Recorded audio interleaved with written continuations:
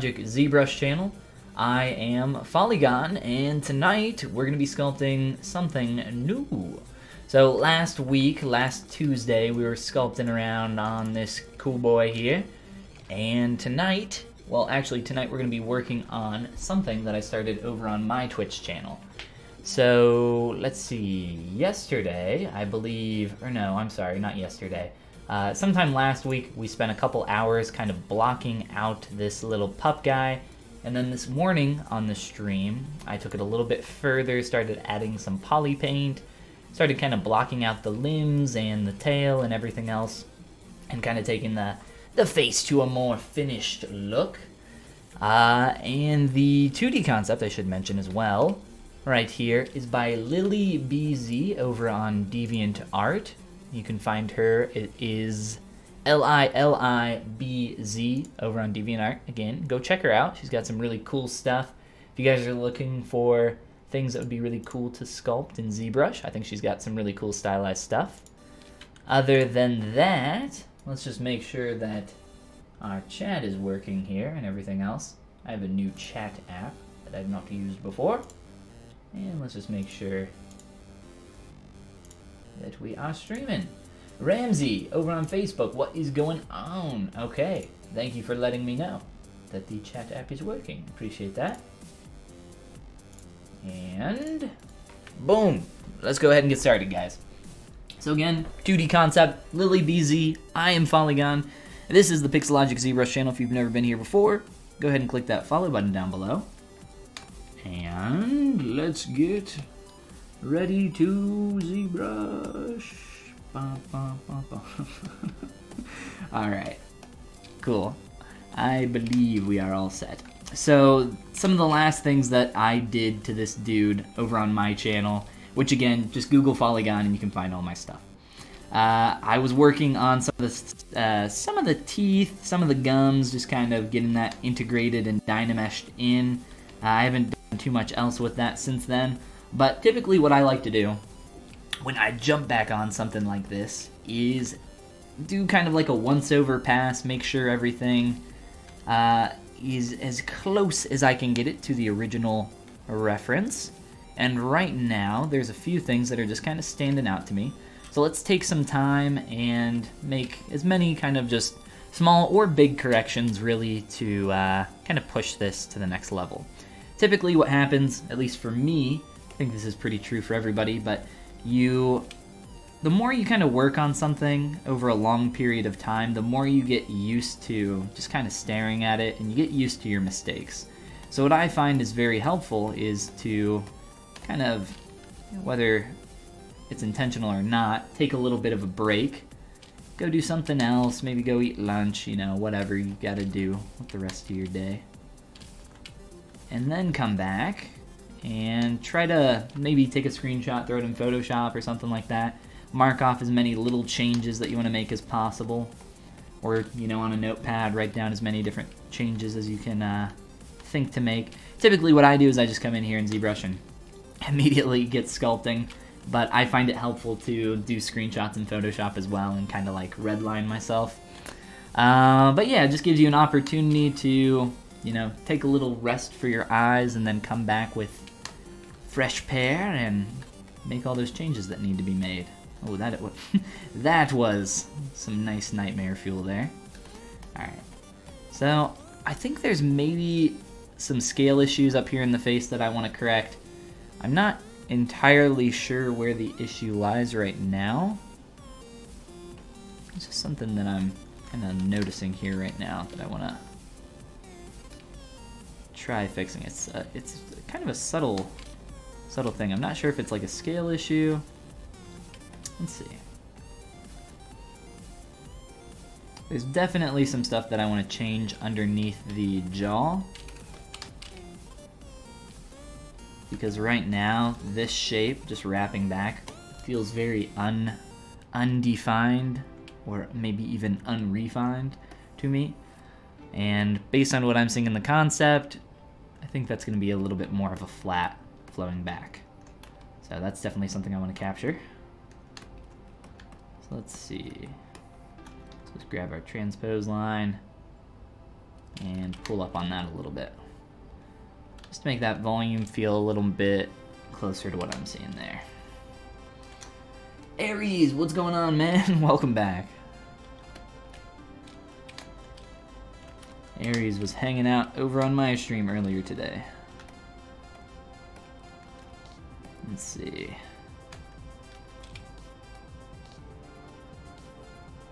Kind of take some of this back a little bit. Just getting to be a little bit much. Find it nice to do all these kind of quick changes in Transpose Master, which is pretty quick and easy to do. You know what? Just the alignment here from the profile with this head. Might want to pull that forward a little bit. He's going to be laying on his back, right? So we'll have to figure that out a little bit more once we get to that part. You know what else is really kind of sticking out to me now that I'm looking at this a little bit more? I think proportionally, the head could be quite a bit larger. I'm looking at this cheek hit coming down. If we were to draw a straight line coming down from that cheek, from that side, compared to the width of the body, I think there's quite a big difference there. So let's go a little bit larger than we probably even need. One thing that I find sculpturally that happens a lot, especially on human characters, but probably true in pup sharks as well, is that people tend to make heads too small. Heads and hands always end up a little bit too small. So I find it useful during the sculpting process, if you make the head a little bit bigger than you think it needs to be, by the end of the process, somehow it typically turns out to be just right. And if you need to make it smaller, probably won't be by much. Let's T-pose back so we can see how all these changes are looking with our poly paint and everything else on there. I think that head scale is feeling much better. Especially once we start to pose this and actually, whoops, get into some asim in our body. I think that'll feel quite a bit better. Awesome. Cool, cool, cool. Let's see here. All right, looks like we got a few more people. Welcome, everybody. How you guys doing? If you're new here, this is the Pixelogic ZBrush channel. Tons of people that stream here. I believe somebody's streaming right after I hop off in a couple hours. If you don't know who I am, my name's Ben, or you can call me Follygon. I don't really care. It doesn't really matter to me. I do a lot of stylized stuff like this guy here.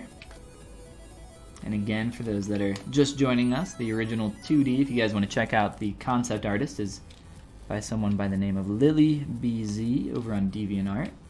She's got a bunch of really cool stuff. I'm going to see if I can carry this form all the way down and kind of wrap around here.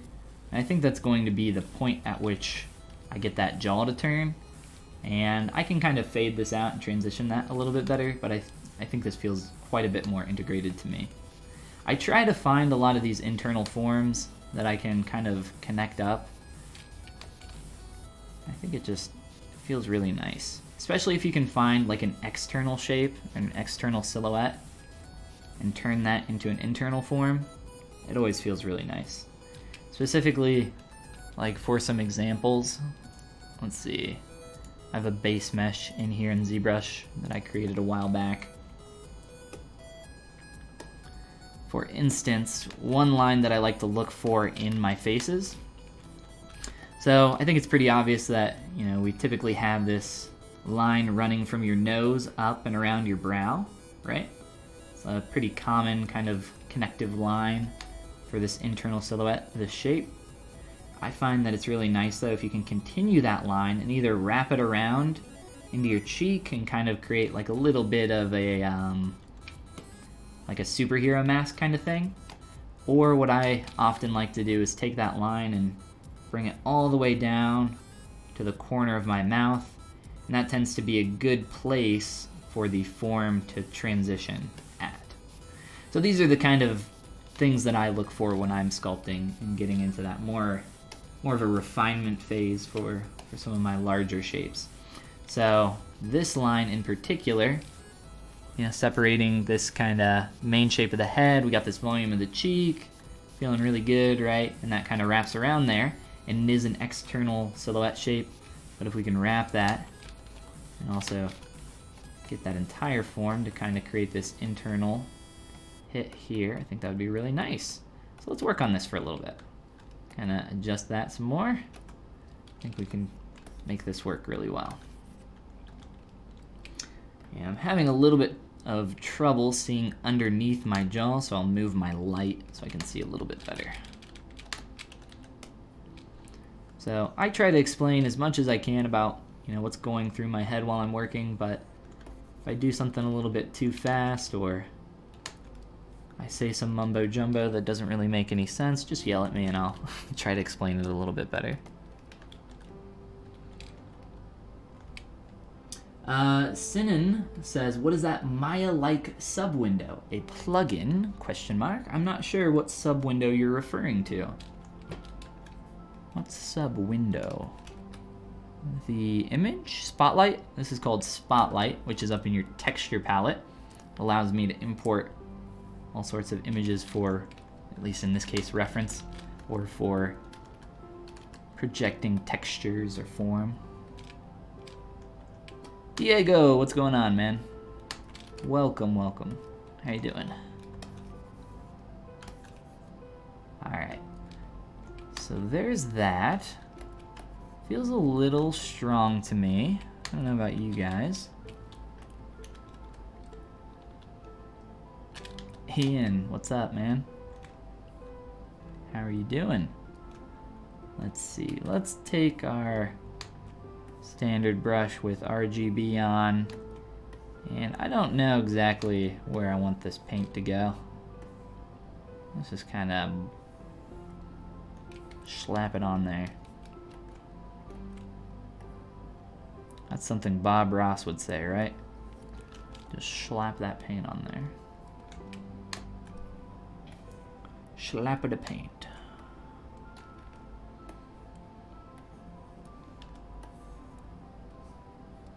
Alright, and I have that kind of separation right where this form creases.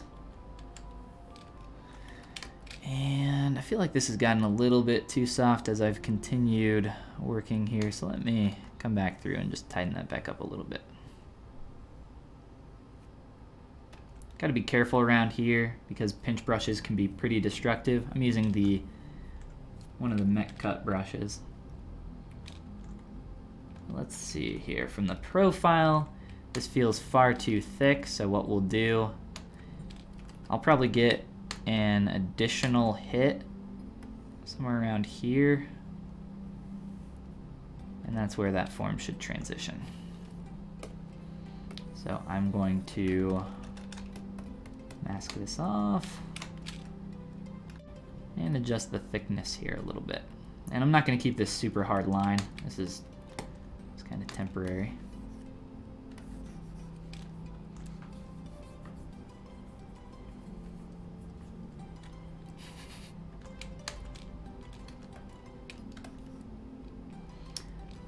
I do not speak emoji. I'm sorry. I wish I did. Well, I'm not fluent in emoji. I speak a little emoji, just a little. Alright, let's take that kind of grayish color and just bring it up through here. By default, your smooth brush does have RGB activated, so you can kind of transition between colors a little bit if you want to play with that, kind of gradate between a few. I don't like the effect that it gives very often. It just kind of depends on the situation. If anything, I'd use it at a very, very low setting. Turn your RGB intensity down quite a bit. Then I think it gives a nice kind of feathered look.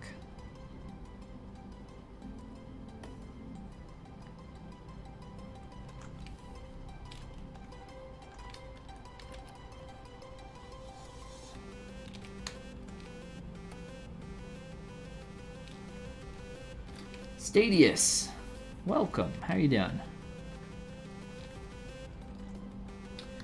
The T-pose button. Oh, are you talking about this?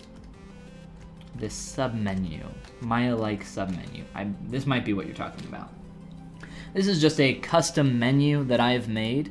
You can create custom menus under Preferences, turn on Enable Customize under Config, and then go to Custom UI, and as long as you have this toggled, you'll be able to create a custom menu.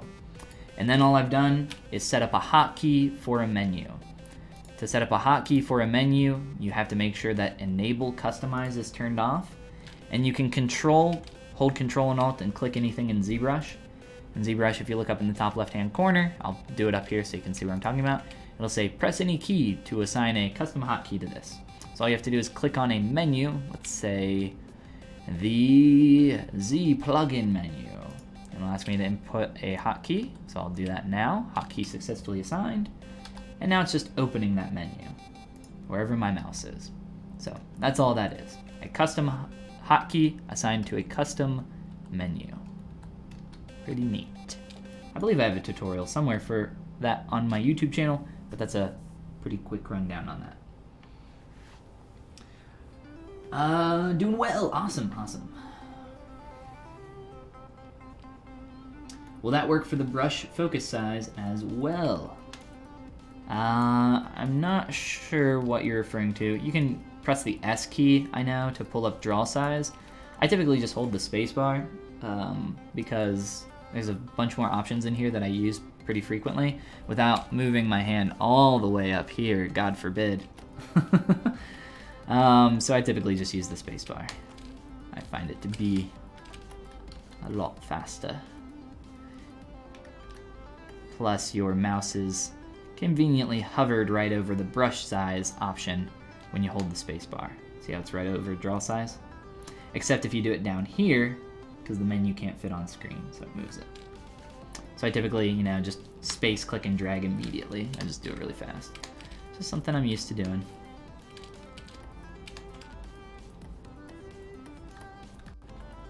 All right.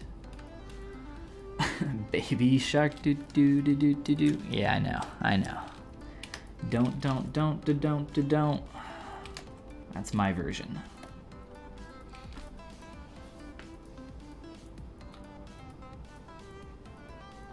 You know that the brush size is the square brackets? Yeah, I mean you can do that just like in Photoshop, or up here, like I said, or S key.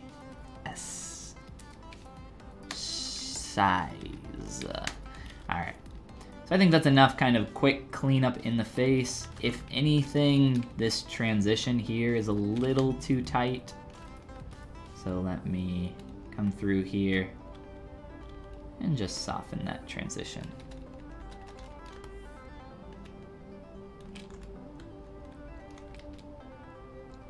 All right, on to our paw, our front paw, or our dog hand, as I've been referring to it. All right, so for this, I want to get a little bit more of that gesture. What I intended here initially was to get, it's kind of got this rounded squarish, squared off shape to it. I mean, it has a very clear kind of plane change at the top and bottom of those fingers, so I tried to get that in. This is just kind of the block out version of that, so at this point I would probably merge this into my arm, as it is a separate mesh right now, and start shaping that up a little bit better. From what I can tell, we'd probably want to get quite a bit more kind of bend there. I mean, we can start kind of positioning this now. Definitely not necessary, but we can start heading in that direction. More so just want to focus on blending this into the arm and shaping this up a little bit better. Alright. And while we're zoomed in here on the hand, I'm gonna plop you up on the side of the screen there. Hang out there for a little bit.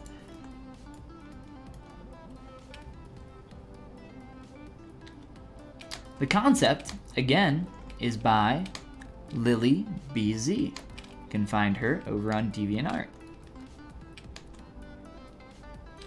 Got a ton of cool stuff. Alright, let's grab our soft, sharp brush. Whoops, wrong way. I'm gonna get a bit more of a separation between some of these. So exaggerate some of this just a little bit.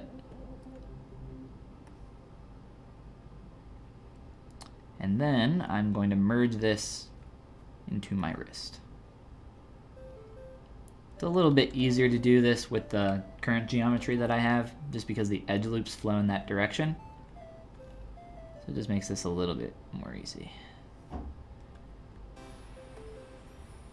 Dynamesh geometry isn't incredibly difficult to work with. As long as the resolution's there, you should be fine, but just for a little bit more of an assist there, we'll do that. And we're getting a little kind of wirbly through here. Just a few nudges with the move brush. And for the bottom of this, it's not looking very paw or fin-like, in my opinion. So let's see if we can change that. Let's try to break up the symmetrical curve that we got going on here.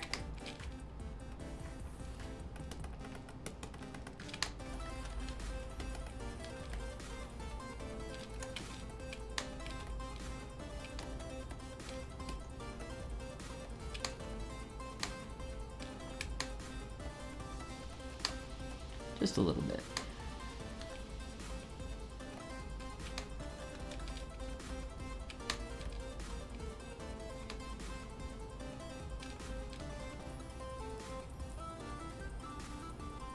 No problem, Sinan.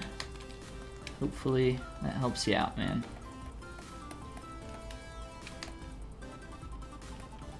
Let's see.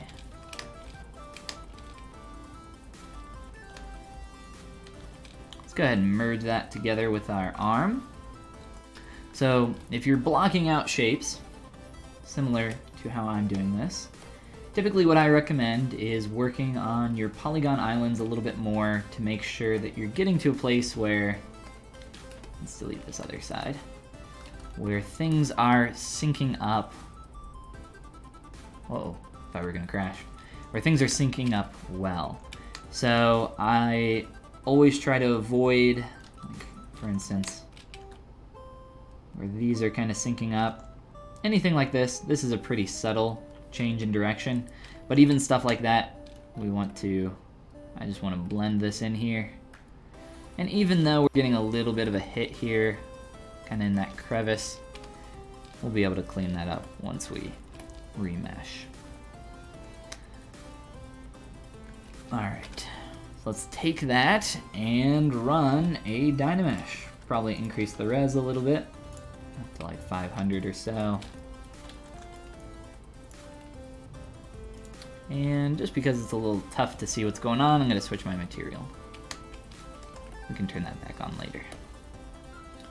Typically while I'm sculpting and just trying to figure out form, it's easier for me to do that without all the polypane and materials in the way.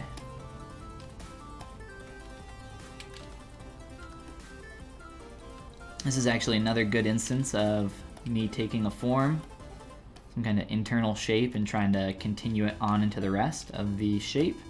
So like we looked at the jaw, how we had that line wrapping around the cheek, continuing along to the jaw. There's another instance of me taking a line and just kind of carrying it through to the rest of the form to have like a nice break there in the silhouette. And we'll probably soften that out quite a bit, but for starters, I definitely like to bring some of that stuff into it.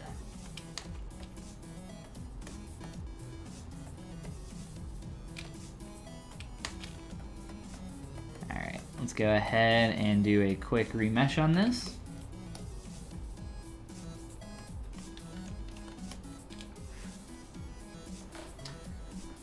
Salman, what's going on? How are you doing? Welcome.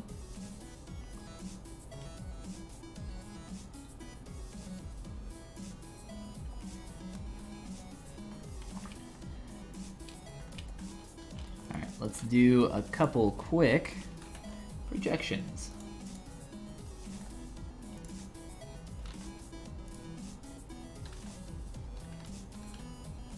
Do one more here.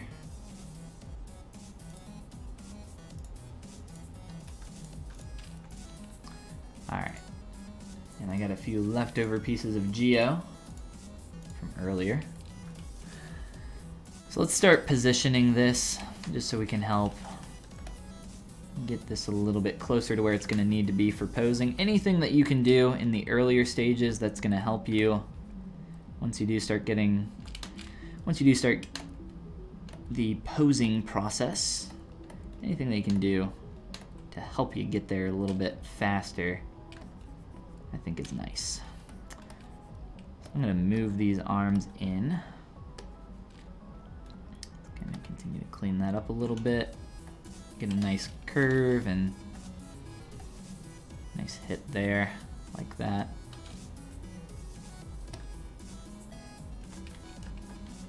And let's see, how are we gonna do this? It looks like our pollen needs to be actually quite a bit larger. Let's just rotate this up here. Get a nice rotation point.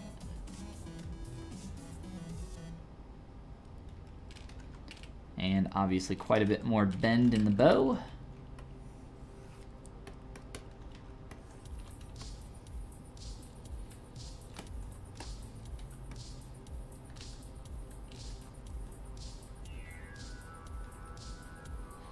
And we're gonna need quite a bit of bend here. Typically when I get some really extreme bends in the elbow, I find it easier to just split that shape depending on how extreme that bend is, just because this can be very difficult to work with, and if you start to smooth it out, you're gonna end up with quite a few problems. So I find it nice to split that off sometimes. I'm gonna make the upper arm here much shorter. I have to probably do a lot of squashing to get that where we want it. Let's see, let's just get the hand where we want it first. And let's try scaling up the whole thing first, so we get that paw feeling. You know what? Let's just go like a little bit here, and then I think most of the thing that's bothering me scale-wise is just in the depth.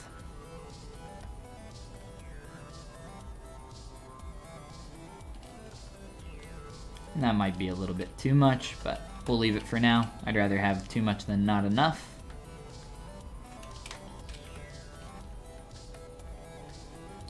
Check the shapes in our body.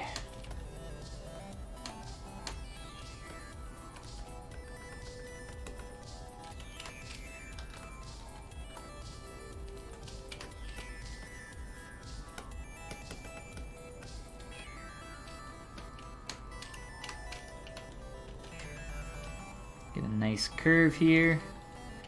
Whenever you're kind of countering a curve against another curve in a shape like this, so we're curving down on one side, and then we're curving down on the other. Never let the apex of that curve, or what's called the hit or break of that curve, which for this side would be here, and this side, whoops, be here. Never let those be parallel to each other. It makes the shape feel really boring. So that's why we have the apex of those offset quite a bit. And also it's just kind of what happens naturally in anatomy for a lot of different shapes. If you look at like the calf and how the shape of that is not perfectly parallel to each other for the apex of those curves. It's everywhere in nature. Alright, so let's see, let's get some more twist in our wrist so that we can get this closer to the angle that we need it.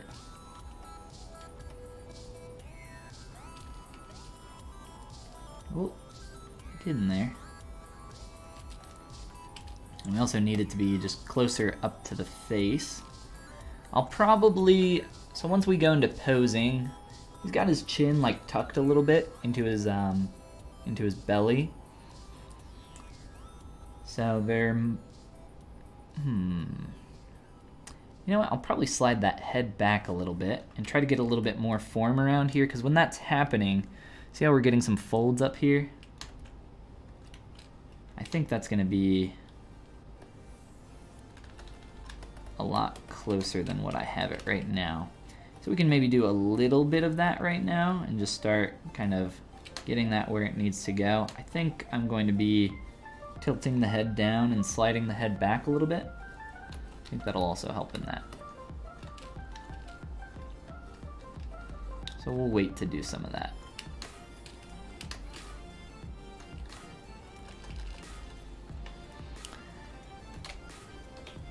Alright, so from here, let's go ahead and just fix some of this garbage.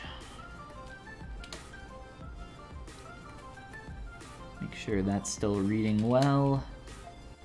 I feel like our arm now feels very thick, which isn't exactly what we want. Probably want to go quite a bit shorter here, in all honesty. Let's see if we can just do this real quick with the big move brush.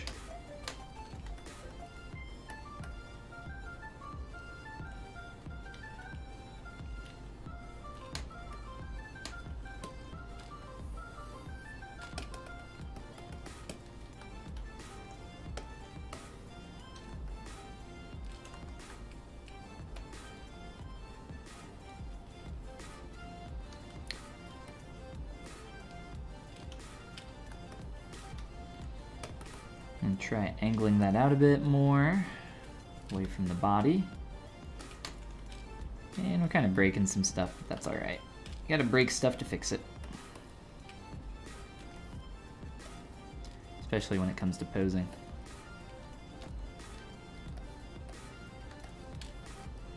If the underlying major form is not working, no amount of detail will help you.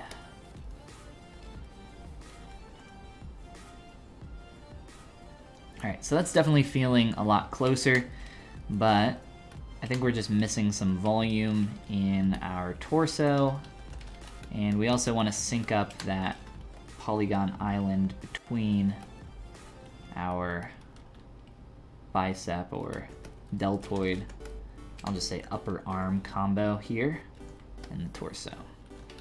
So let's try to do that a little bit better than what we have currently. We'll do some blending to get that even better in place, but I think that's probably a good spot for now. I've also been thinking about how I'm going to blend this torso into the head. So he's a shark and a puppy. So, I don't know. We can't really see the neck. A lot of it's just kind of covered up because his jaw's open and his paws are in the way. So a lot of this we're going to have to interpret. I was thinking of doing a proxy merge between these shapes to kind of get an idea of what I wanted to do. If you're not familiar with the idea of a proxy merge, you essentially just duplicate an object and kind of test it out. Delete a lot of what you don't need. So for instance, I'd take this part of the body, merge it into the head, and just run a Dynamesh at this level. Let's increase our res just a little bit. Give it a sec to calculate. Get rid of all this because I don't need it. Get rid of this as well. Dynamesh. And now I can kind of blend between these two segments. So if you guys remember what I was saying about polygon islands, and you want those to sync up really well between your two objects, like here for the leg, down here.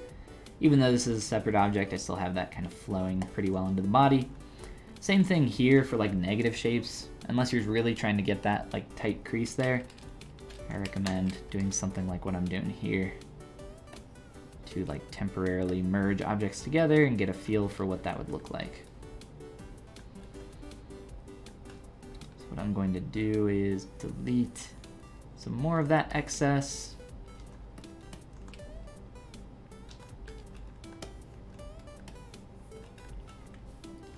And then clean this up.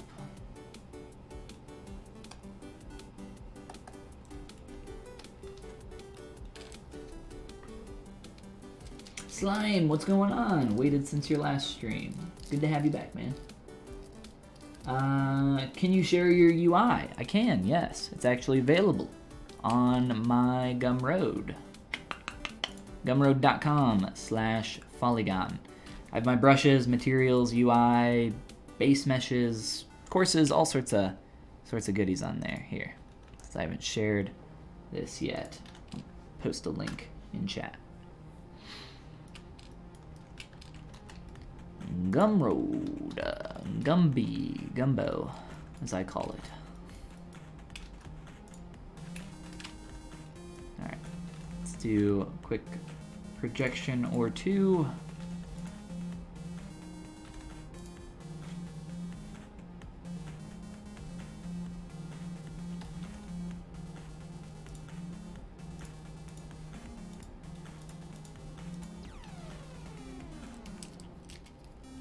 And I think that connection between the neck is actually, even though that was very dirty, it's actually feeling better to me already. So let's just clean up between these two segments even more. And there we go. Just trying to get a little bit cleaner through there. If we want to extend that up even more, we could do that now, just to make sure that this is feeling good. Let's see. Push that up. Maybe get some more volume back here. Oh no. Kind of like the S curve that we had before. Getting a little snaky up through there. Play with the head a little bit too. And honestly, let's just get rid of some of the volume from the side there.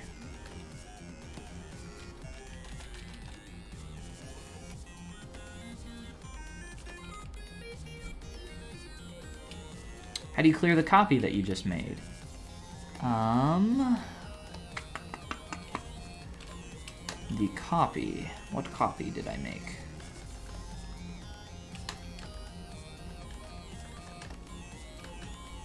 What did I do? I duplicated an object. Is that what you're talking about? I have two subtools. You can delete that with the delete button. Is that what you're talking about? I'm not sure what I did that you're referring to. Copy. Copiste.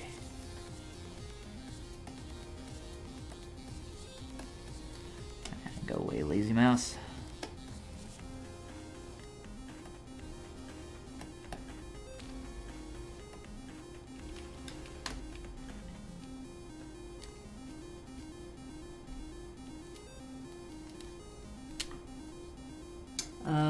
Oh, it's you. Hey, it's you. I have your Stylized Female Head course. Nice lesson. Well, thanks. Happy that you like it, man. Let's see. You are referring to this one here, the Sculpting a Stylized and Appealing Female Face. That is also there on my Gumby. Gumby.com/Follygon, more commonly known as Gumroad. Alright, so you see how I have this really tight pinch in here? This is something that I like to do to get form to start changing, and then I'll just step down through my subdivs and kind of start to clean that up. So essentially what that does, it gives me a nice hit there. Here. If we look at the cross section of that shape, and now there's a nice peak where that is and where it transitions. So I don't want to give him a fin necessarily. I think that it's kind of like a nice in-between. The reason I don't want to give him a fin is because he's laying on his back, and I mean, I guess he could have a fin, but that wouldn't be very comfortable for him. This is really messy.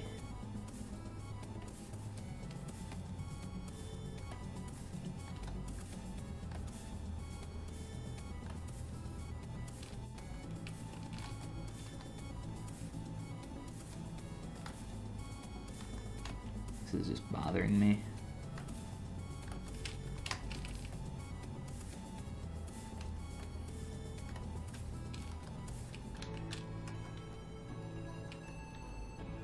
I just put these nostrils in during our stream this morning on my channel, and I don't really like them right now. I'll probably come back and change them a little bit later. I think they get the job done for now.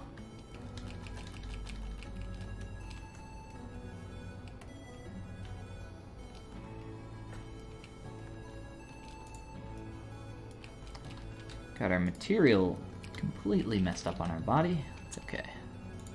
Let me just do a subtool master, fill, material. Whoops, I got solo mode on, so it only did it to that. Let's try that one more time. This will just go through all my objects really quick and fill that in.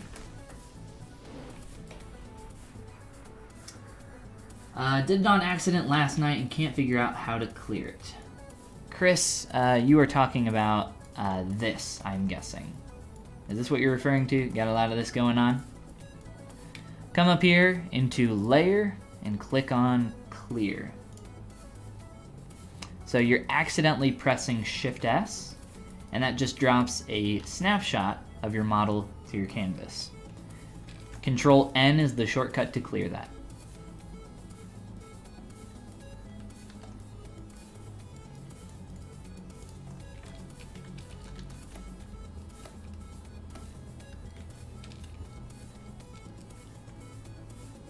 One of the most common things that people ask. I should have known when you said copy what you were referring to. My bee.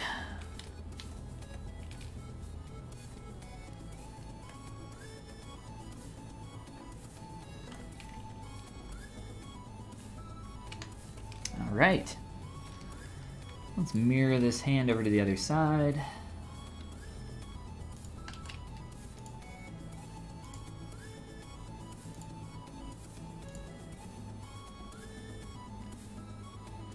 I think that just said warning was going to have 600,000 polys. God forbid. 600,000, my goodness. So I think our torso is much wider up here, based on where these hands are.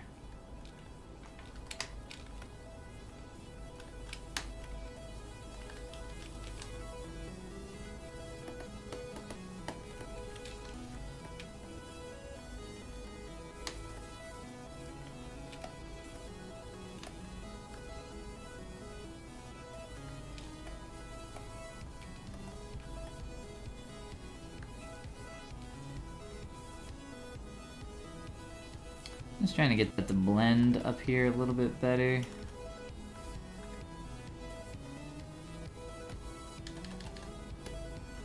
I also need to do some more work down here on the legs. These are currently just blocked out really quick, really simple pieces of geometry that I just merged together. So let's work down here for a little bit. Use some clay tubes, fill in some of the form there. Move around with our, well, move brush. And let's take a look at the foot. So we need to do the same thing that we did to our paw. And to do that, I moved it to the center line so that I could work on it symmetrically and save myself some time. So I'll do the exact same thing here. I'll just grab my foot and rotate this, move it to about my center line, and give it a mirror and weld.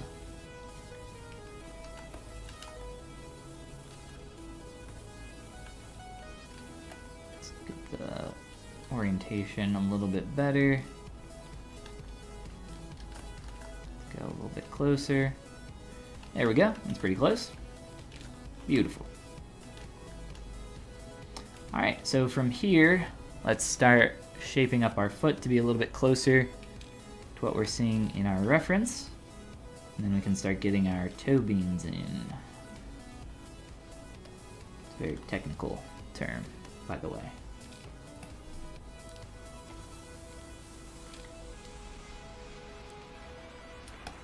I want to see it finished, it'll be so cute. I want to see it finished as well. Actually, this might help us inform some of the decisions about what we do with our paw. That looks like a really simple, just kind of placed on there shape, so I don't think that'll be too difficult. Let's just trim out the bottom of our foot really quick. Get that nice and planer. Let's see. I got quite a bit of curve going on here just because it's what I was kind of noticing in that shape, which is absolutely fine. And then for the actual paw, the actual toes, I don't know if I want to do this the exact same way that I did up top. I don't know. Maybe we can just try carving in really quick. I don't think this will work the way I exactly want it to. It's because it's hard to control. Let's just start.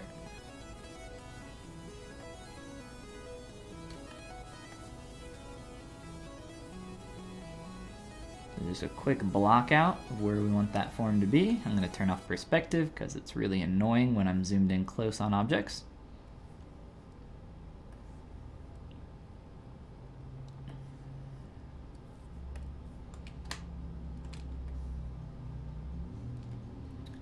And I'm going to use my mech cut brush, which is essentially a pinch and dam standard brush combined.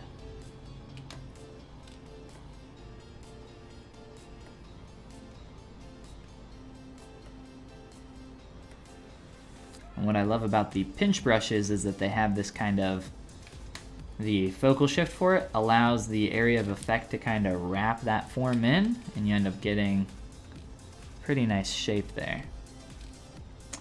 Now our main problem here is that these are a little bit too small on the front of the foot, so let's just try doing a quick scale up here. Actually, this is way too messy to do something like that. So let's fix that.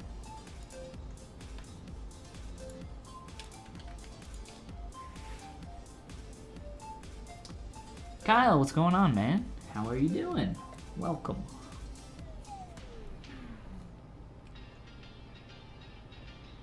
Working on some toe beans currently. About to shape these puppies up. Getting that bottom foot.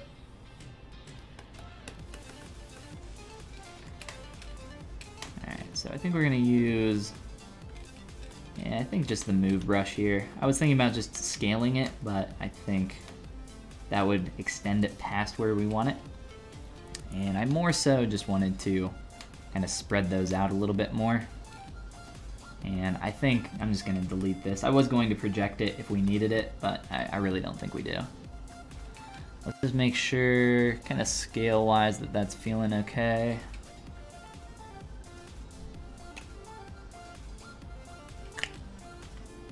I think so.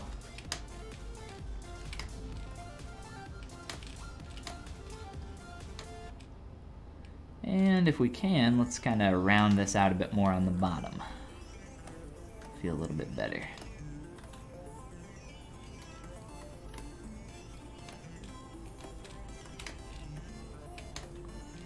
For those that do not know, Kyle is the guy who does all the hard work to set up the streams here. So everybody say hi and be nice to Kyle.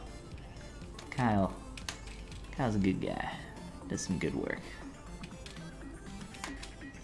Pixo doesn't get enough recognition for all the stuff they do. And I know we all appreciate them, but we don't tell them enough.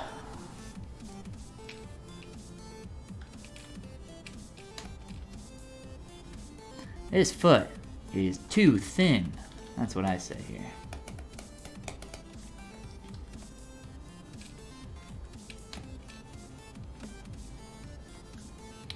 And for the back, I'll thicken this up just like a little bit. More so what we're gonna do here is, once that leg kind of blends into there, I think that'll start feeling a bit better. It just feels awkward right now because it's just a separate object off by itself. So we'll get that in there. And I want more of a plane change up top here. It's feeling way too rounded. So let's get that going.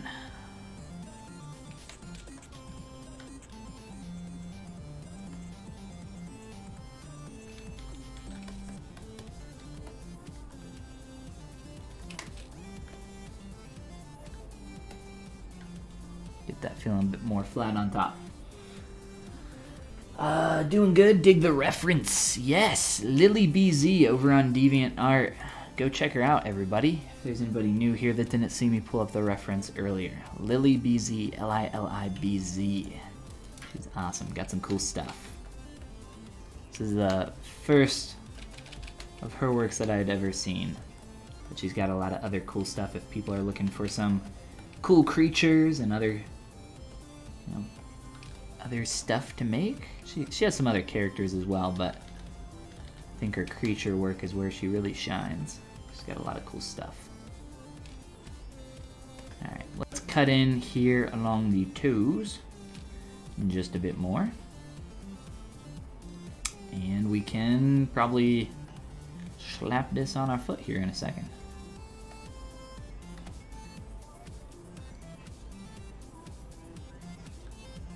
I think the overall shape transitioning here just needs to widen out that toe a little bit more. That feels a bit better to me.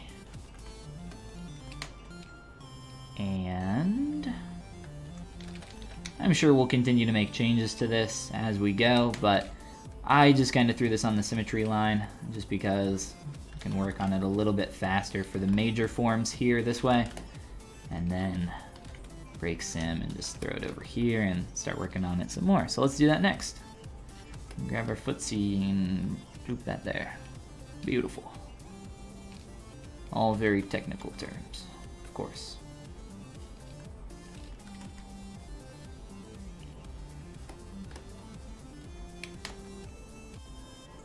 This leg lacks volume.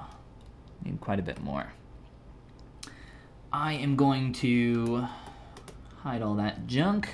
Let's also get rid of this other one. We're going to do the exact same thing that we did to the arm up top, so a little bit of a repetitive process, but it's necessary. Different shapes though. So I pretty much do the exact same thing when I'm modeling human characters. Same kind of steps. Let's see. Kind of plane that out a bit more.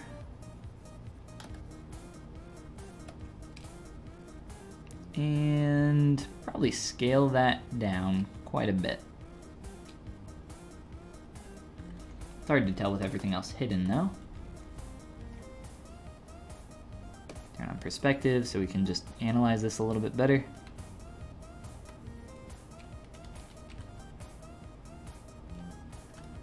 And yeah, we'll scale this down quite a bit.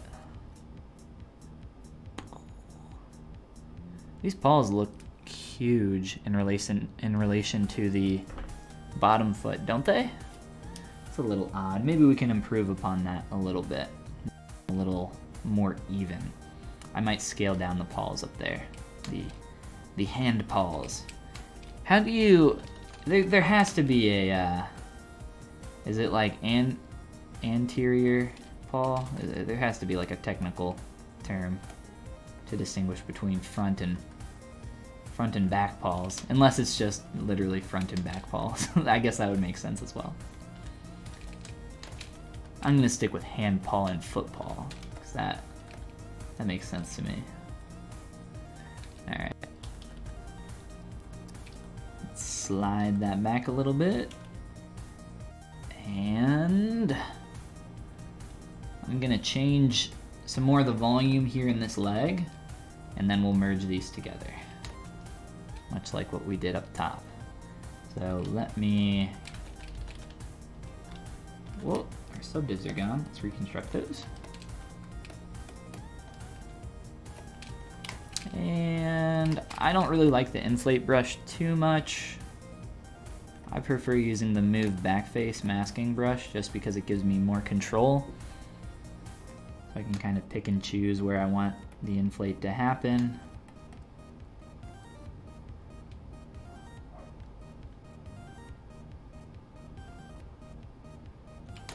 Let's see, that's feeling a bit better to me.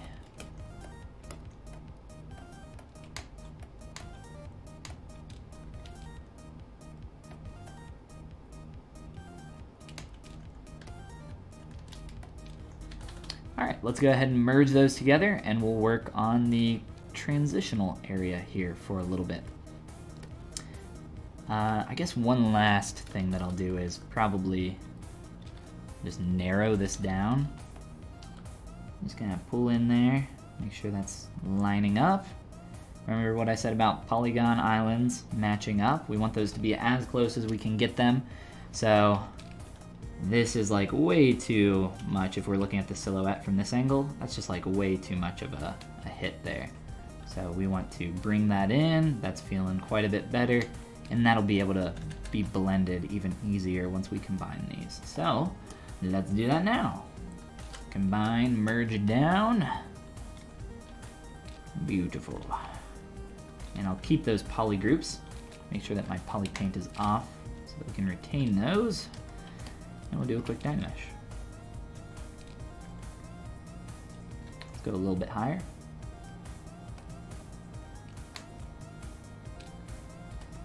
And now I'll spend a little bit of time just kind of blending between these. Uh-oh. Oh, thought my pen pressure wasn't working there for a moment.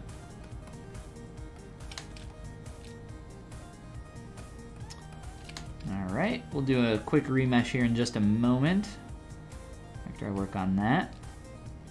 But now that I've merged that and kind of blended between there, the silhouette is just feeling so much better. Quick little proportional change. We are good to go. Beautiful. I think that'll do. Alright, let's go ahead and do a quick, whoops, I didn't mean to polygroup all that. I'll do a Z-remesh now with keep groups on, and let's do a target poly count of 2000 for this. Essentially, you just need it to retain most of the basic form transitions around that foot where I put in that semi-hard edge, and we should be good. Scarlet, what's going on? It's a very cute concept, yes, I agree. And the sculpt is getting there. Alright, let's just make sure that's retaining all the shapes that we need it to. It looks pretty good to me. There is, you know, some awkwardness in there, but I don't really care. It doesn't matter. It'll get remeshed out later. So very quickly, subdivide plus project. I'll do this maybe like 2 or 3 times. That's plenty. And that last subdiv was probably a little overkill. So there we go. We got our leg, our bottom leg. And now from here we can start cleaning this up even more because we have some subdivs to work from. Subdivs make everything easier.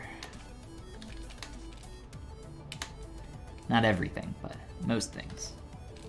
Most things when it comes to cleanup.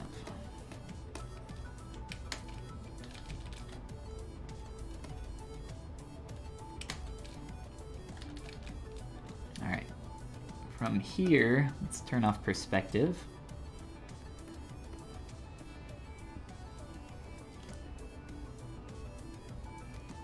I'm just gonna mask off the bottom of this foot just a little bit.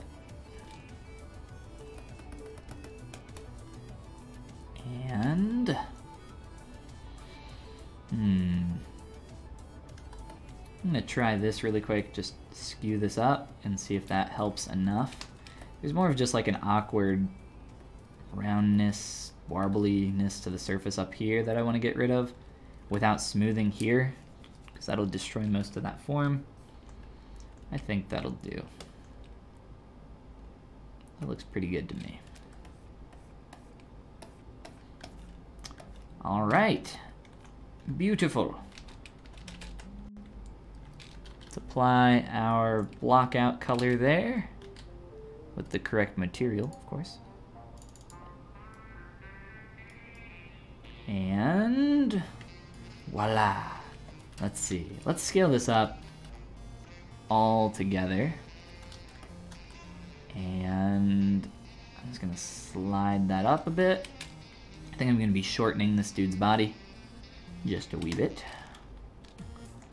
And because we have subdivision levels, we'll have to use the subtool master to mirror our object across the x-axis. We could delete the subdivs or freeze them and then do that, but I think this is a little bit faster. Especially now that it doesn't create an extra subtool. In older versions of ZBrush, it used to create an extra tool for you that I would always go in and delete because it would just bog down my files. I'm glad that they changed the way it works in the most recent version. It's very nice, so good job, guys. I like that feature.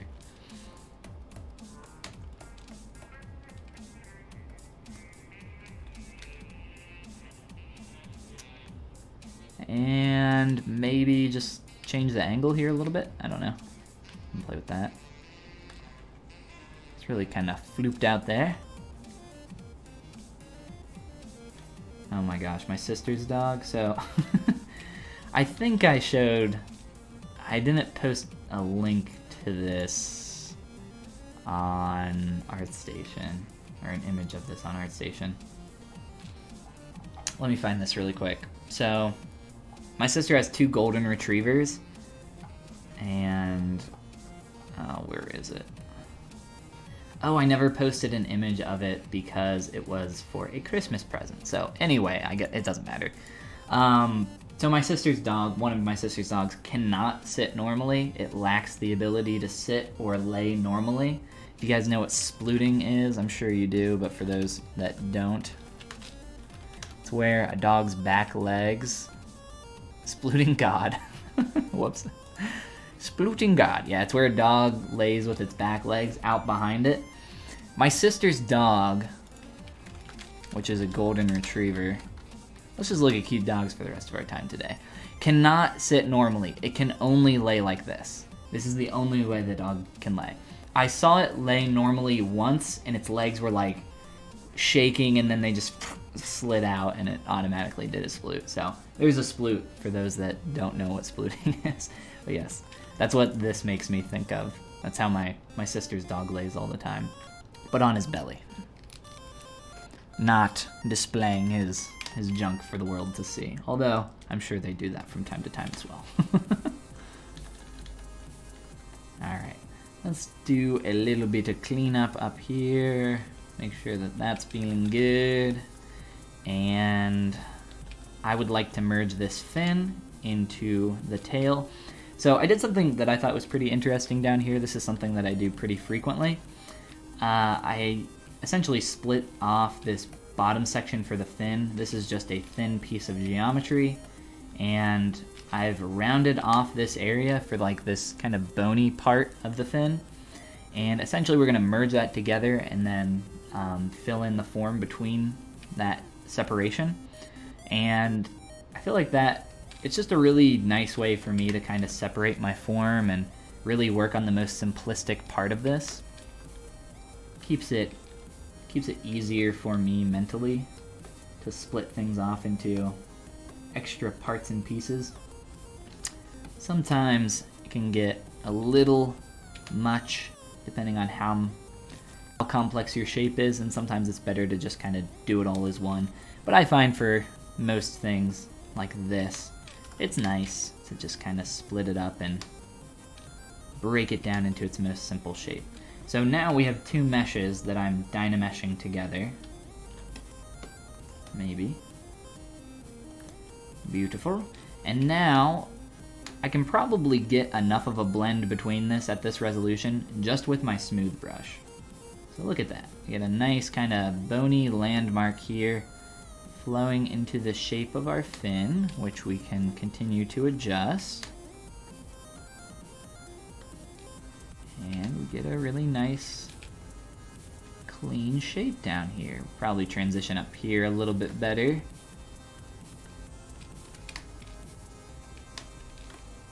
Oh, we're getting like a little kind of extra bump right there, so we'll have to get rid of that. And we're getting that down here as well. That won't be too hard to fix though. And what I find is nice for stuff like this, using like a trim dynamic brush while holding Alt, and you can kind of fill in between that area a little bit. I find that nice, and then just give it a quick smooth. And I don't know, maybe we can sit here and thicken up some of this a little bit more, but I think I'll wait until I get some subdivs to do that. So the geometry is very thin down here. That's kind of the only major concern here, so let me thicken that up really fast, just a little bit, with move back face masking.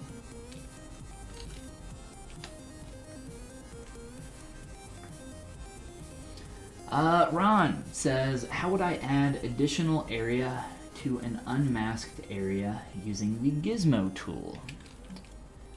How would you add additional area to an unmasked area using the gizmo tool? Are you talking about this type of masking where I forget what it's called, but it follows the line of your, I think it's called topological masking. It essentially follows the line of your topology. So I got some really poopy topology, but here, let's do this. Let me know if that's what you're talking about. Make Polymesh 3D. You can do this with your transpose line as well. It existed first with the transpose line. So Control, click and drag down the length of your object. There we go. See how it's kind of following that edge loop? I don't know why it's being, I don't know why it's favoring the one side over the other. But is that what you're talking about? Yes, but two different polygroups. Yep, no problem. So I might be able to do this very quickly. Let me make sure I'm doing this correct, if I remember correctly. So you can Control, click and drag. Oof. Let's just go back to this since it's lower poly. I'll add in some more subdivs. Cool. Control, click, drag. Sure, beautiful. That was it.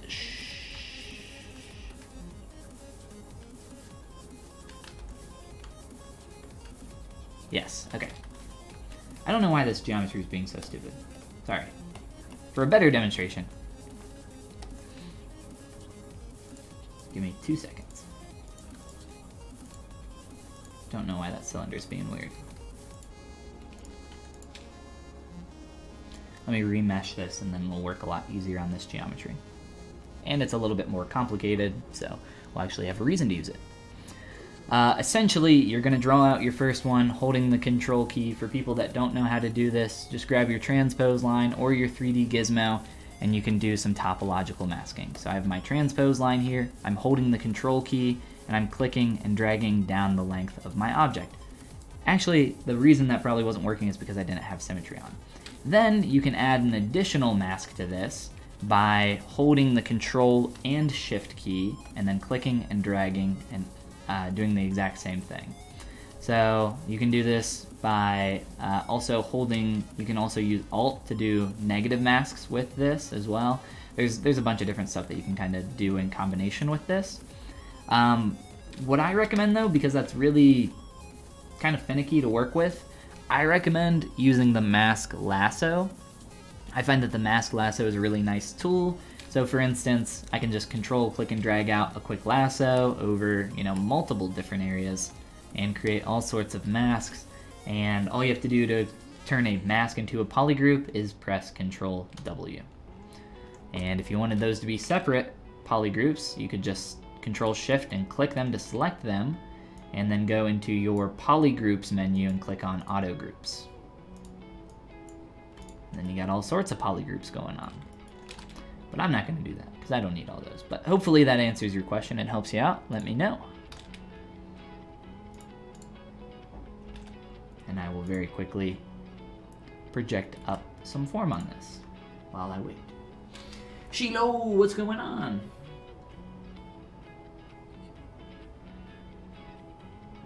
I thought ZBrush just closed on me. I was like, what? Just crashed out of the blue. Sometimes you have that happen where it just disappears. That's always fun. It's very rare that that one happens to me though. Seriously though, the most recent version of ZBrush is so much more stable than any other version I've used in the past. It is wonderful. I love it. For those that are still on those older versions, what are you doing? Get that upgrade. It's free. And it's a lot more stable. Alright. I think that feels a lot better to me. Especially now that we got these subdivs, we can kind of clean up down here a little bit more. Let's see. I'm actually using the alternative smooth function down here. If you're not familiar with that, you start smoothing with the shift key and then let go of shift while you're still smoothing. And instead of being so strong and destructive, it is a little bit of kind of like an averaging algorithm. At least that's how I like to think of it. That's how it works the way I use it. It's just a little bit nicer.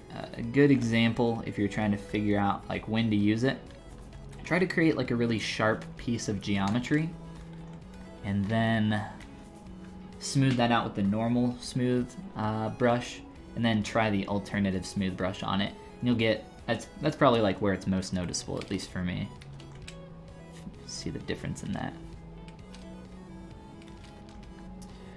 Adorable! I would say we're probably pretty close to getting to a point where we could start posing this. Alright, let's clear you and get a new little puppy friend watching over us up here.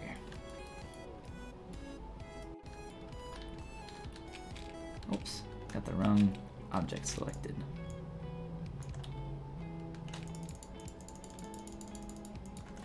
Gonna make this a bit shorter.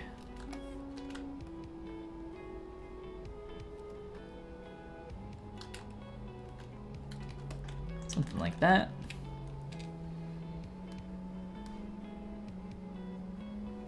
Yes, no problem, Ron. Hopefully that works out for you. So I won't start sculpting any of the folds around here until we break symmetry, obviously.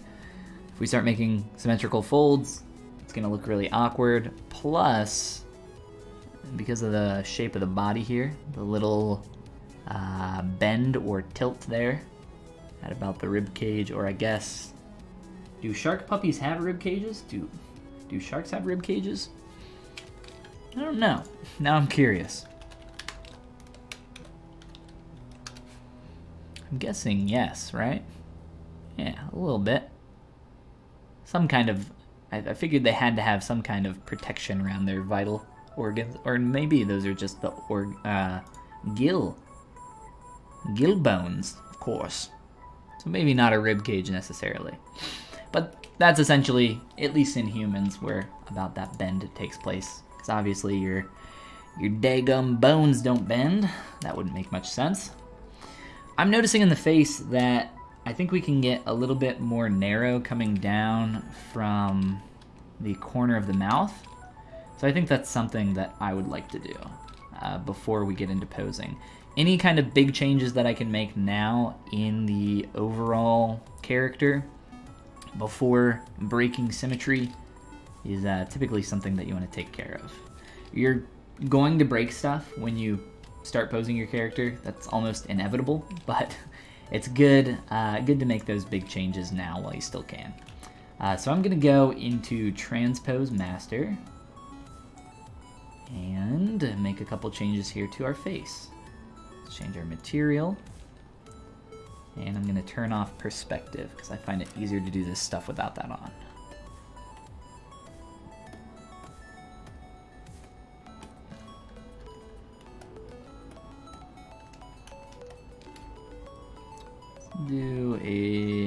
How am I going to do this? So I'll do that masking, that topological masking here a little bit. Just because it's hard for me to get in and mask in that jaw because it's really tight in there. I can get a little bit, but I find that this is one of those cases where topological masking is actually very nice to have. Well, we need to invert this mask. Do that real quick. Alright, so I want that jaw to get more narrow as it's coming down. Whoops. Let's make sure backface masking is not on. I always leave that on by accident. And we are scooting our top row of teeth as well. That's not what we want. Okay, there, I think we're good. Alright, we'll try that one more time. I just want to get a little bit more narrow coming down there.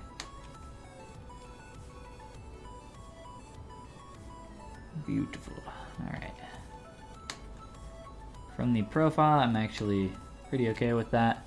I don't really like the hard edge transition that I have going through here. I'll probably soften that even more, but that's feeling pretty good to me. I feel like the top of the head, not sure if it's too small or what. Definitely something here that I would like to look at.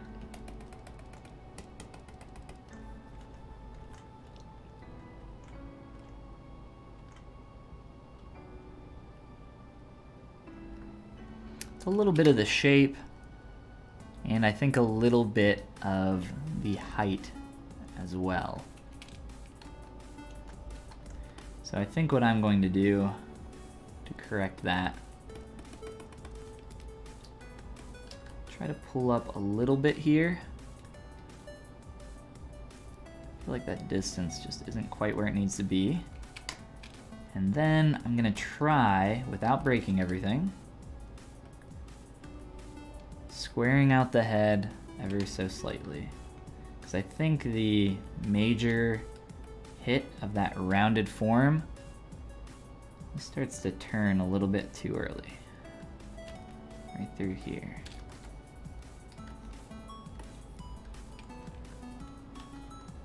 Let's make sure that we're not breaking everything now.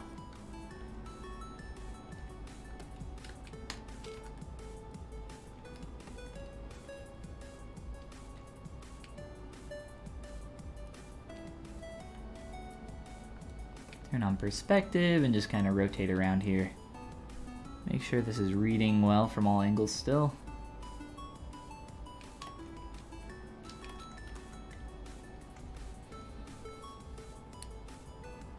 Thank you. Will there be a tutorial of creating Pikachu?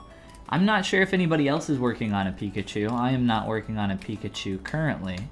I don't know. I will have to check up on the Pixo channel, see if somebody's making a Pikachu. But not I. Not I. Although now I wish I was sculpting a Pikachu. Thanks.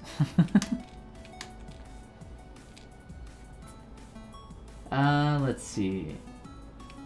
Quick question. You are French, so sorry for your English. As long as I can get the general understanding of what you're trying to say, I think we're fine. I often see 3D modelers reproducing existing drawings. Are you able to draw art like this? No, I'm not. I have the impression that there is a gap between designer and 3D modeler. You are correct. As if the 3D modelers were just doing that and the designers were doing the sketching. Am I right? It's often the case, yes. So there are many 3D artists that are also amazing 2D artists. But at the same time, there are also a lot of amazing 2D artists that are not great concept artists. That's why the role of concept artist exists separately from, someone who's just a really good 2D artist, a really good sketch artist, a really good digital painter. It's because concepting actually exists separately from the act of doing the art. Yes, it's integrated and it requires you to be able to do the actual art process, but it exists a little bit separately. So because of that, I don't concept out my own characters very often. I'm very much a kind of all eggs in one basket kind of person when it came to 3D, and the reason why I was able to progress, I think, at a relatively quick rate in my digital art skills, because I kind of started from nothing not too long ago, was because I decided that I was going to, a little bit into my career, I decided that I was going to focus on stuff for physical production, and I think I've kind of benefited from that.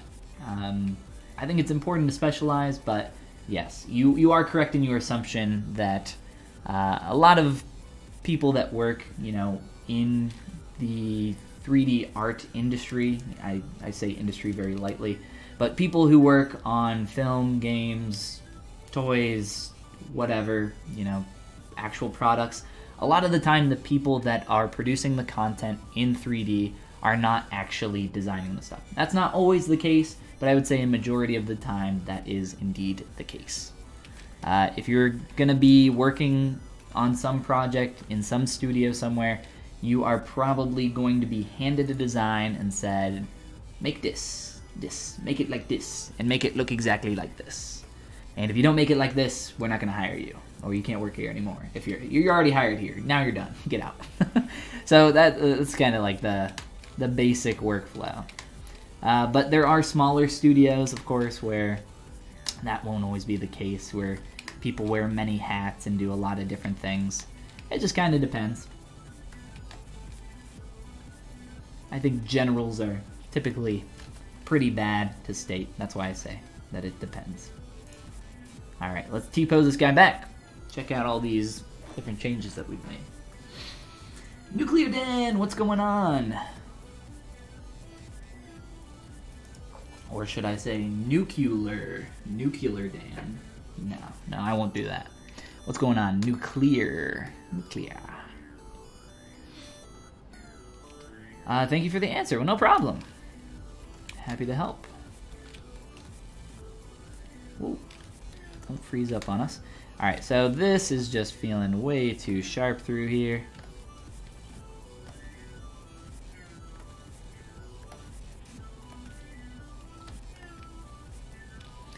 If you're asking Shiloh for like career reasons, you're kind of trying to figure out what you want to do, I am of the mindset that it's always a good idea to specialize. I don't think there's anything wrong with being a more generalist type of role. That's not what I'm saying at all, but all the people that, I think of in their respective roles of people that I look up to and people that I follow typically do one thing really, really well. And sure, they can do, you know, a lot of other parts of the process, but they have one thing that they're really well known for. And that's why I kind of think it's important. And not everybody shares that opinion, like I said. Everybody's got an opinion, right? We all know the saying.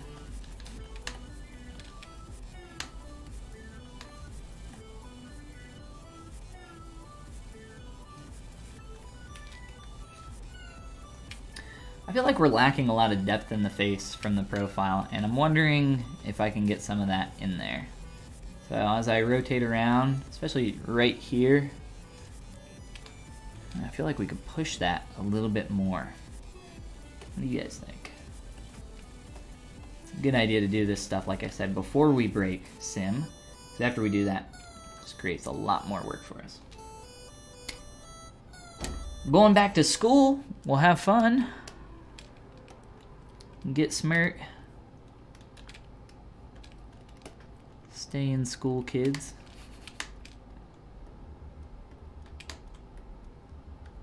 Says the guy that looks like he's in high school.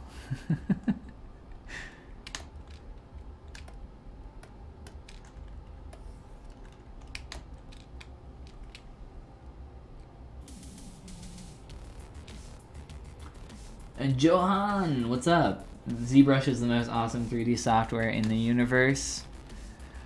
I would have to agree. I love me some ZBrush.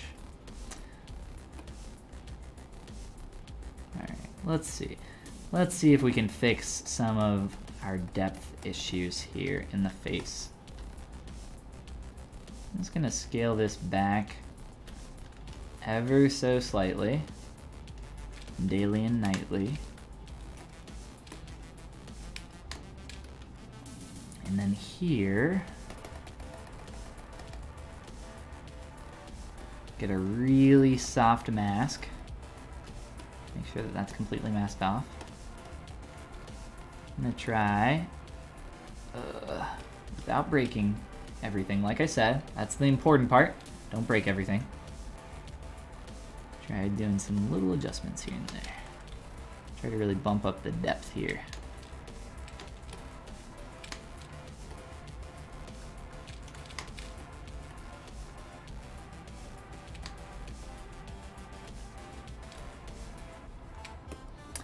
Alright, how's that feeling?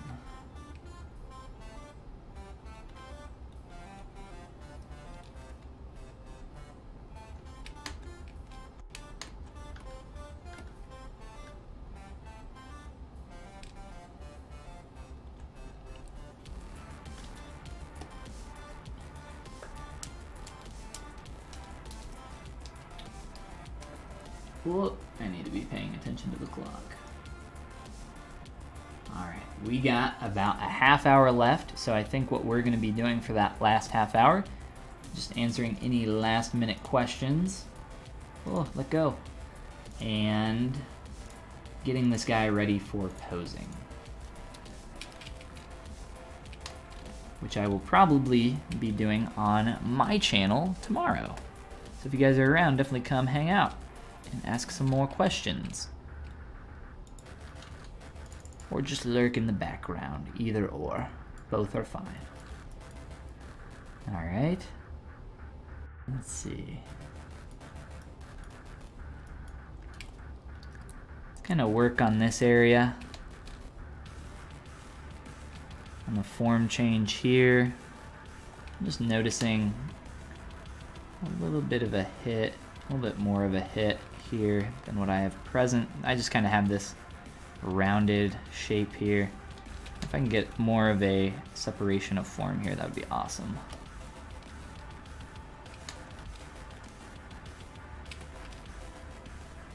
Kind of make these a little bit more distinct.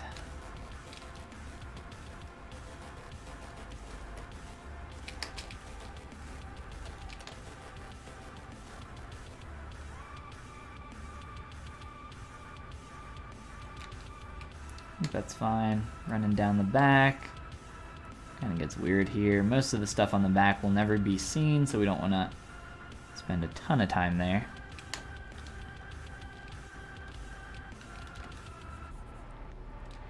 So from the profile, or from the bottom up view, get that rounded out now.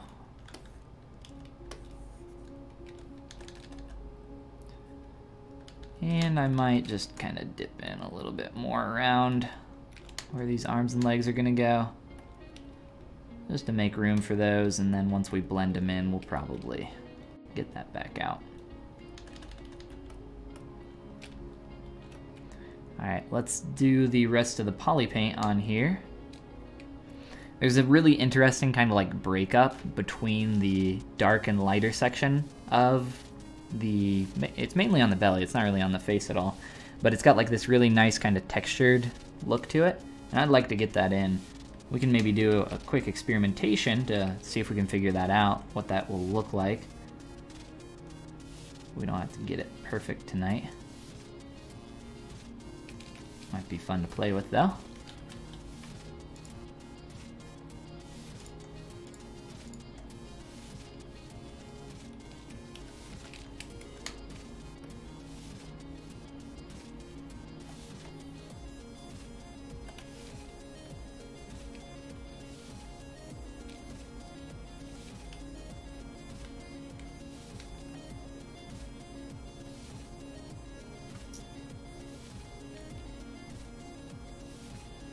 Might have to do some angle changing here to our leg to get that to work a little bit better. I'm just gonna leave that split there. Play with that a little bit here in a second. Much like when sculpting, when you're starting to kind of figure out your poly paint, your colors, your textures, whatever you're working on, you really just want to keep it simple in the beginning. Just get the block out first and then go from there.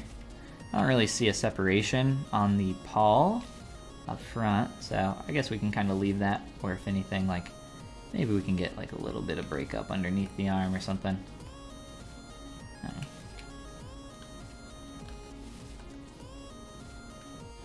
Alright, let's experiment with how we could do that kind of texture breakup. I guess we can do it down here on the tail where we see it. What is your channel, or what is your schedule, your channel and Pixelogic? Asks Ron. You can just Google Follygon and you'll find all of my stuff. I stream on the Pixelogic ZBrush channel here, which is where we are right now, every Tuesday at 6 p.m. EST or 3 p.m. Pacific time, which is what they have on their schedule. I'm on the East Coast though, so that's me.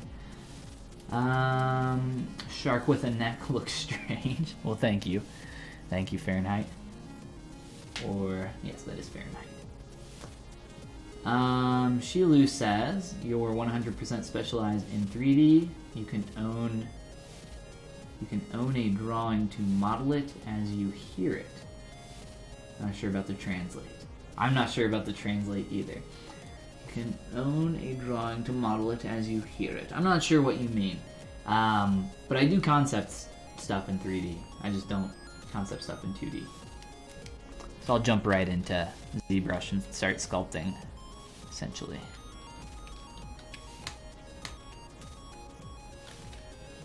I can draw a mean stick person.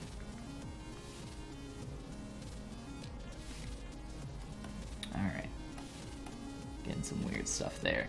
So, I don't know how we're gonna do this. I would say we could use a texture map and I would be totally fine with doing that. But I think I would prefer to just try to get this just with some like hand painting. And honestly, it's probably just gonna be a lot of kind of being a little messy around this edge.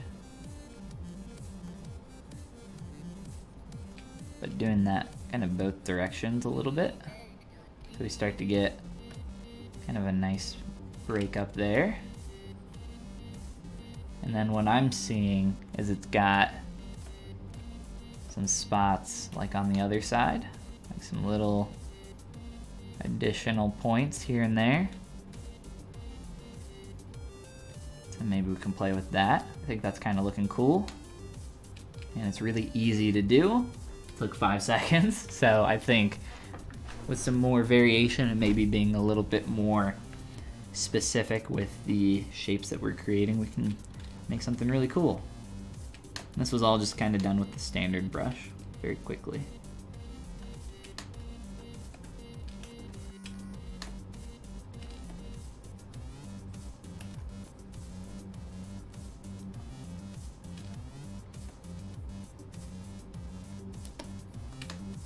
I don't know, I think I like the, I'm just kind of experimenting right now. I think I like the larger soft brush more so.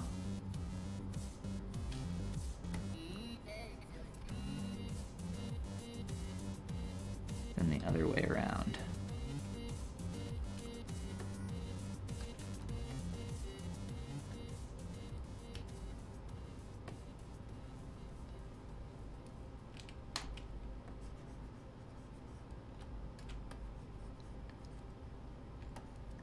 And I think we could, to like make that a little bit more distinct, I'm kind of doing it in a smaller area. Like if we can increase the width there, I think that would be cool.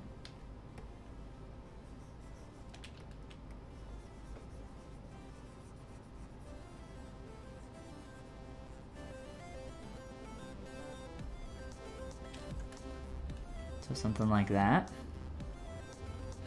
Starting to feel a bit closer.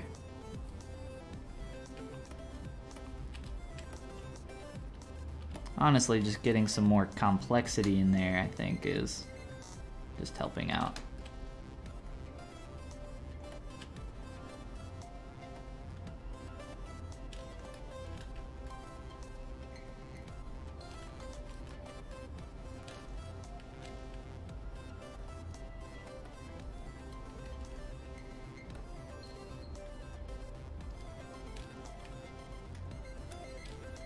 Perfect.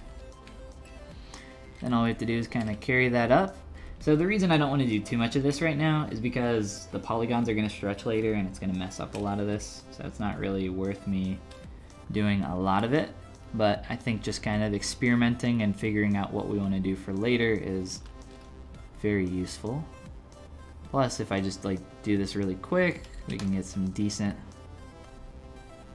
kind of texturing going on.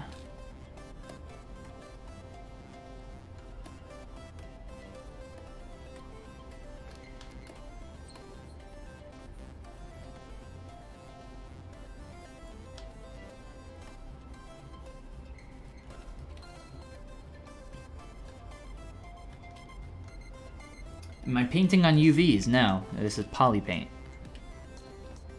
No, I would not UV an object when I'm not finished with it. Especially when it's going to have other geometry combined into it. No, you can, poly paint is just vertex color.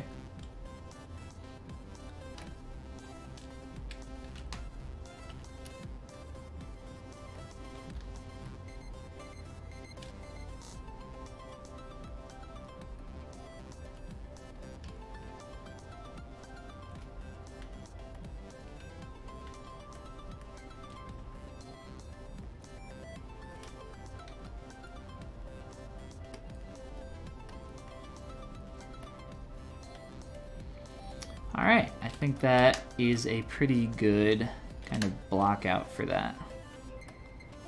Whoops, wrong brush. Just get an idea of what we want to do there. We got our beautiful little smiley face down here. Here, maybe we can do a bigger one. That's not disturbing at all.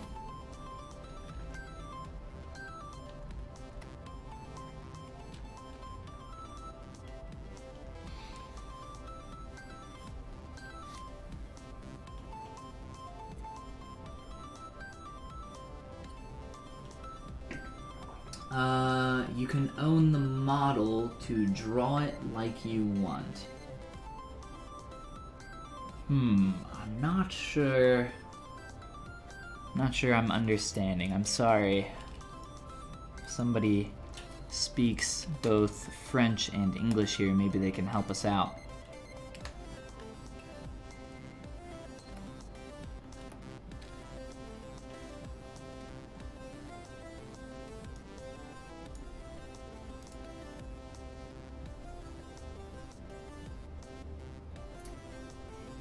Your English is not so bad, no. I can understand you, but I'm not understanding the more complex thing that you were saying above. Can you own the model to draw it like you want?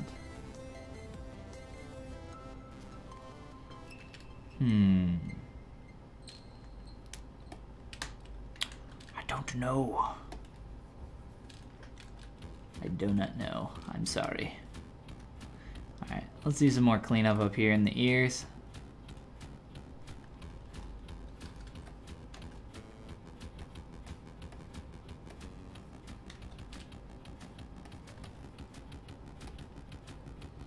I'm not sure if you mean, like, do I own this model that I'm making? Like, yeah, I mean, it's mine. I made it. I don't know if that's what you're saying.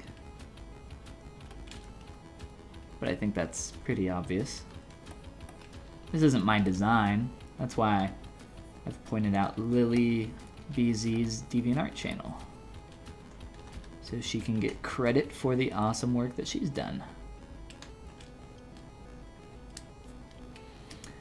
Ooh, I want to see something with these eyes. I have an idea here. So there's this material in ZBrush called the Jellybean Material that I really like. I don't think it'll work with the... Well, you know what? It might. So what I like to do with the Jellybean Material is go into the modifiers and crank up the ambient color. And yeah, I don't think it's going to give me the effect that I want here. It's really good for like gemstones if you crank up that ambient a lot. But I think the specularity of this is not exactly what I want. Yeah. Not going to give me quite the effect I wanted. I just kind of very quickly hand painted these and they get the job done. They're just like a little bit on the flat side. What I'll probably do is maybe try to get like a... you know what, I'll probably hand paint this minus the specular highlight up here that I put, and then actually get a real specular highlight in there for the render. I don't typically like to paint in shadows and highlights too often in my work because I think it gets overdone really easily. If it's something that's going to be 3D printed, I think it can look really cool, or something that's for production, it can look really cool. If it's like done right, most of the time though, it just feels really heavy-handed and overdone. So I think we are in a pretty good place now to jump into posing. For those that are unfamiliar with the Transpose Master plugin, which we've been using to make proportional adjustments to multiple subtools at once, we're actually going to use that for posing our character here, which I'll be doing on my channel tomorrow. I think we're at a pretty good place to stop. For those that are joining us, thanks for coming and hanging out. Be sure to click that follow button down below for the Pixelogic channel. Check out all the links below. There should be a link to the official ZBrush Discord channel and all that good stuff. All the stuff here gets put up on their YouTube channel after it's done. So no worries if you're joining us late and want to come and check out some of the other stuff that's going on here. It all gets uploaded, so no worries. Again, you can find me just by Googling Follygon or going to my website. I have links to all my stuff there. I stream on Twitch. I have a YouTube channel. I got an art station. I got all the things. So check me out. I'm on the internet too, just like everybody else. Let's see, some last minute questions before we bounce. Can you model it the way you want? Can you make it the way you want? I think that might be what you mean. Yes, I can model this however I want. I don't have to make this exactly the way it appears in this concept. I can do whatever I want.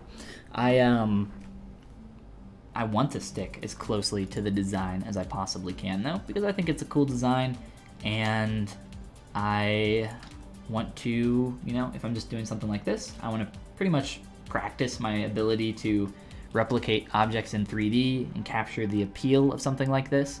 It's not easy to do, so I try to practice it as much as I can. I have not really aligned anything with the image this entire time I've been sculpting, so more of just kind of working on my eye, my ability to see form, which is also not something that's super easy. I'm gonna give this guy some eyebrows while we sit here and answer some more questions before we leave, because he's got some teeny weeny eyebrows up here that I kept forgetting to put in, so we'll do that real quick. But yeah, I don't have to do that. I can model this, you know, however I want. I can steal a bunch of ideas from a million different places and combine them and try to make something new. That's what everybody else does when they create something new, so probably wouldn't be too different from that. I also do some original stuff as well.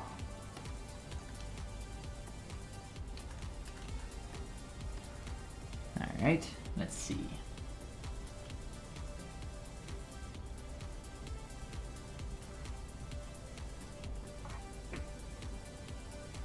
Can you, yes.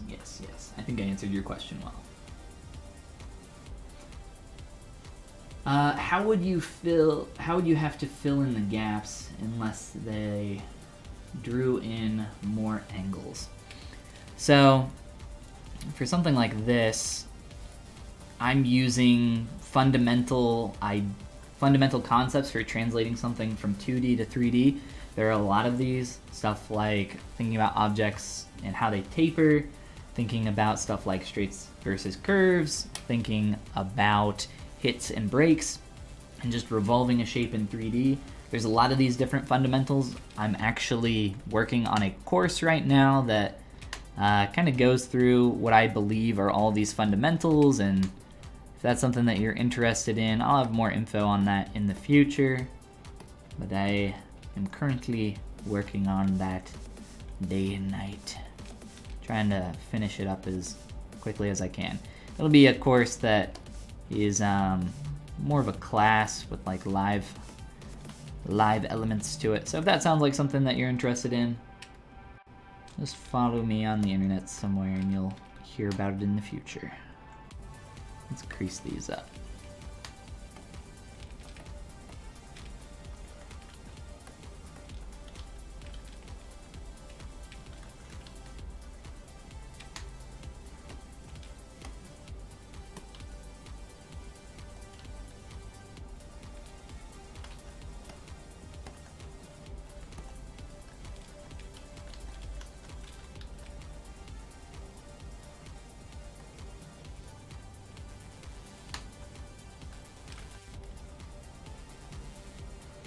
Now, if I were making this model for a client, which this is not, but I have some other stuff that I'm working on, stuff like that, you know, you might be able to like suggest something to a client and say, hey, what about this? But for the most part, it's pretty straightforward. Here's the thing that we want you to make. Now make it. Do good. Make it look like this.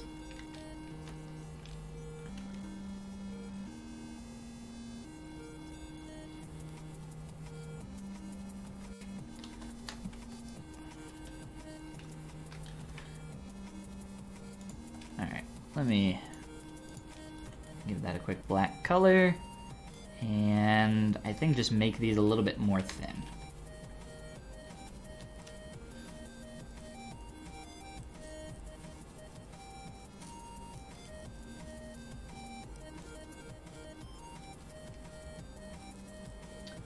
Looks really good from looking at the reference image. Well, thank you. Appreciate that.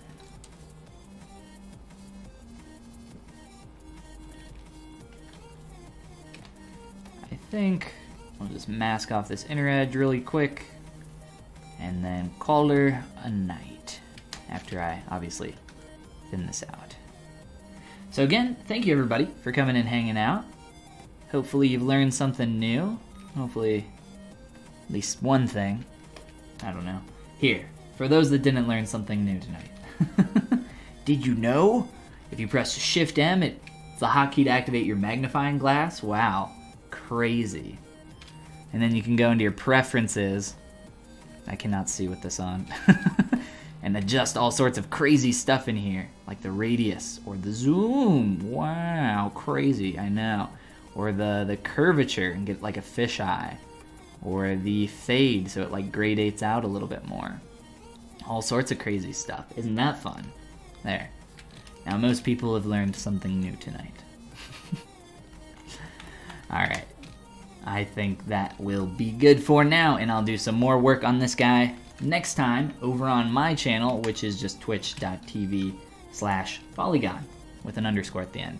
I stream Tuesday through Friday at noon EST, and on Fridays I actually do live critiques. We've been having a lot of fun with those. If you guys want to get stuff critiqued live on stream, all you have to do is shoot me an email to follygon@gmail.com, and I will take a look at your Z tool. I prefer Z tools if you can send those. OBJs are fine, preferably not ZBrush projects because they're really big. But yeah, send that in and include some info about what you want me to look at, and we'll do a critique live on stream. Other than that, I got some other links if you just go to my website, follygon.com, or I'll just share a link here very quickly to my Gumroad, where I have some tutorials on there. I have base meshes that I use quite often, some brushes, materials, my UI, which somebody was asking about before, as well as some other little goodies and doodads in here that I think you'll find pretty helpful. So again, that's gumroad.com/Follygon. I am Follygon, or Ben, whichever one works. And again, thank you guys for coming and hanging out. Beautiful, beautiful little puppy. And one last time, again, the concept artist here is lilibz. Check her out over on DeviantArt. Cool, cool, cool. If you missed the critique on Friday, it does go up on my YouTube channel, so no worries if you end up missing that, if you can't make it. You guys have a wonderful night, and look forward to... Who's next? I believe somebody else is streaming tonight, right? Who we got? Ara. Ara's doing some mech stuff, that's right. I believe I saw his last stream, or the one before that. So look forward to that. That is going to be in a couple hours. And with that, I will leave you guys there. I'll see you next time.